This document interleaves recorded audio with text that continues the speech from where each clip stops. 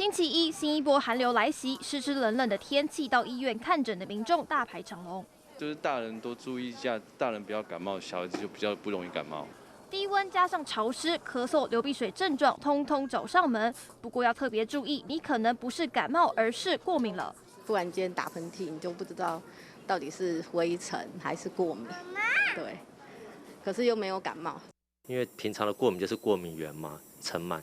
那最近因为是天气的变化很大的，喉咙过敏就会觉得有个瘙痒感，想去咳一下。那可是感冒的话，最主要它会多一些疼痛的症状，跟你过敏的喉咙痒的咳嗽是不一样。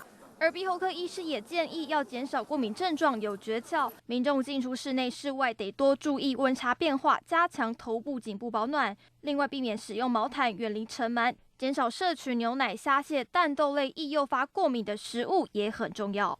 早上起床的时候，不要赤脚踩在地上。那从被窝中出来的时候，也先加个衣服再出来。会揉鼻子是不是？提醒民众仔细分辨到底是感冒还是过敏，才能对症下药，摆脱恼人的冬季烦恼。欢迎新闻宋俊林、林婉瑜台北报道。